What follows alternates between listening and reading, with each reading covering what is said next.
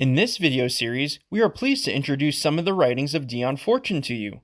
This video is about the 4th chapter, Remembering Past Incarnations, from Practical Occultism in Daily Life, in which Dion Fortune describes the basic principles of reincarnation and how it is possible to trace our past incarnations. Brotherhood of the Eternal Light, Teaching the Western Mysteries. Remembering Past Incarnations. Practical Occultism in Daily Life, Chapter 4. Chapter 4. Remembering Past Incarnations. No sooner do people learn of the principles of reincarnation than they, not unnaturally, want to trace out their own karmic record in the past. We must not dismiss this desire as mere idle curiosity or foolish vanity, though it may contain elements of both these factors in varying proportions. It is a very useful thing to have some idea of one's past incarnations, but if this knowledge is to yield its full value, it is necessary that it should be first-hand, not second-hand.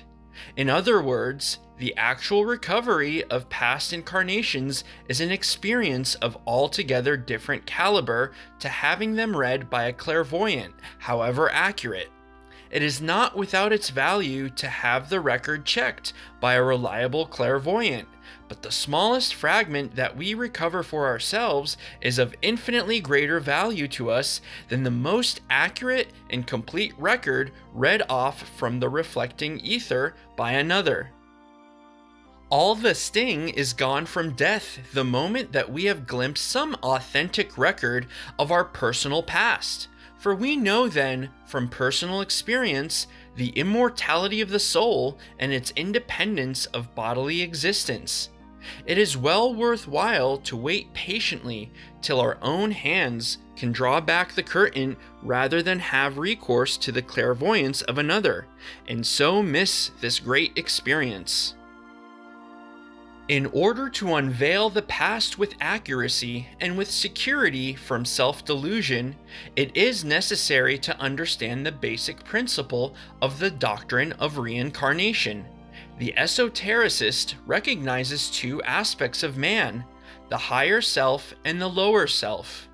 The higher self is a single, unified whole which builds up around the divine spark, which is the nucleus of each human manifestation.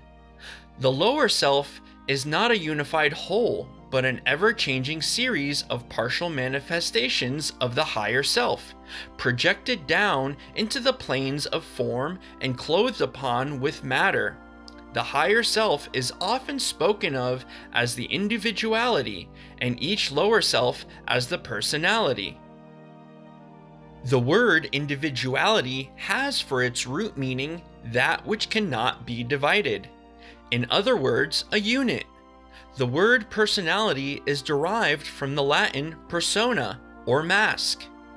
In ancient Greece, the players in the sacred mystery plays, which formed part of the Dionysiac mysteries, always wore masks, which were conventional representations of the part they took. We can readily imagine the player, in the course of the play cycle which formed part of the mystery celebrations, assuming first one mask and then another as his parts changed with the play that was being performed. Thus do we conceive of the immortal soul in the mysteries. We think of it as assuming first one personality, persona, or mask, after another, as it plays its allotted part in the successive mystery plays which form the changing cycle of spiritual experience. At the end of each incarnation, the form aspect of the persona disintegrates and returns as dust to dust according to its plane, for the ensouling life which built it up and which holds all together is withdrawn.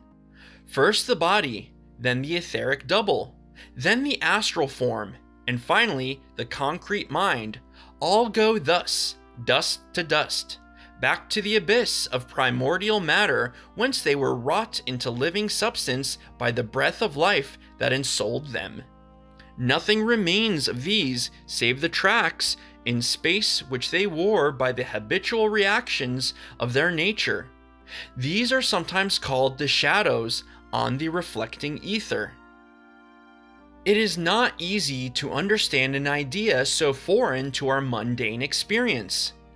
But if we think of the reflecting ether, or akasha, which is the aura of the earth, as a sensitive plate upon which is photographed every reflection that has ever fallen upon it, and from which it is possible, by appropriate means, which will be considered later, to pick out and develop single impressions at will, we shall have a rough approximation to an understanding of the process. It is the reading of the akashic records that is done by clairvoyants when they look up the past for a client, but it is something quite different which we do for ourselves when we remember our own past incarnations, and it is this latter process which is of such value to us. It is much more likely to be these akashic reflections which are dramatized by the subconscious mind of the medium than any actual return of the dead in corporea persona when communicated with the departed takes place. This is the weak spot in spiritualistic manifestations, and explains the trifling and fragmentary nature of so much that is communicated by the so-called spirits of the departed. When we revive our own memories, however, a different process takes place, and this will be best understood if we carry our investigation of the processes of death a step further. As each of the four bodies of form disintegrates, its essential essence is absorbed by the immortal and eternal higher self or individuality of the person. It is this absorption which, by withdrawing the higher principles, in fact causes the dissolution of the subtler form bodies after the physical vehicle, their essential instrument of manifestation and means of experience, is rendered unfit for use, either by age, accident, or disease.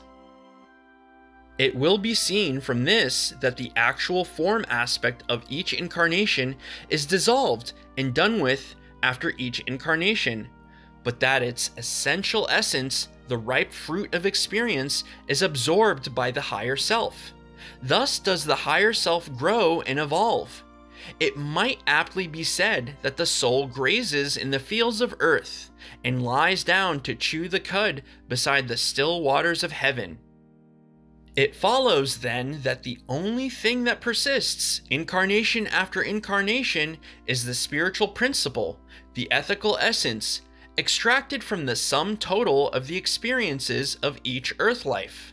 The life itself and its memories going into the discard after it has, as it were, being stuck dry by the soul, which requires of it only this spiritual essence for its nutriment. Let us now study the way in which memory is evoked. We can learn a great deal about this by observing what happens when we try to recite a poem of which we have not got too distinct a recollection. We know how hopeless it is to make a start unless someone can prompt us to the first line.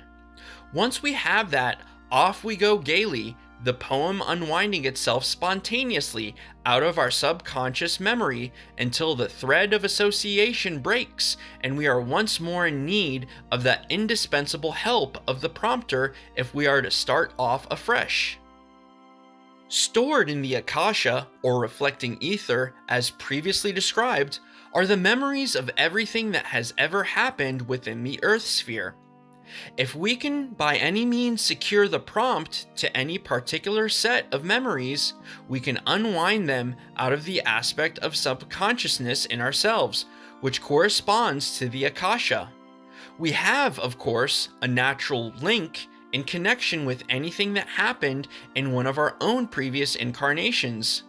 We cannot, however, pick this up on the planes of form, that is, of the concrete mind, by taking conscious thought, because there is no direct link between one incarnation and another on the planes of form. But we can pick it up via the higher self, if we are able to think with the higher type of mentation, even if it be only for a brief flash. In order to achieve this, we must consider our present life as a whole and see if we can discern any recurring problem in it, for such a problem will probably be due to karmic causes. Consequently, it will have its roots in past incarnations, and we can use it as a guide rope to cross the gulf fixed in the continuity of consciousness by each experience of death that we have undergone. It will thus be seen that we have followed this guide rope up onto the level of the higher self by meditating upon the abstract essence of the experiences we have recognized to be karmic, that is, to be the immediate outcome of past lives. Our next problem is to follow our guide rope down again onto the planes of form at a diverging angle from normal consciousness. Violet Mary Firth, also known as Dion Fortune, was an important British occultist, ceremonial magician, and author. The Brotherhood of the Eternal Light is in direct lineage with the tradition of Dion Fortune and recognizes her as a spiritual ancestor. We hope you enjoyed the video. If you have any questions, please feel free to write them in the comments. We will create a video to answer your questions after this video series.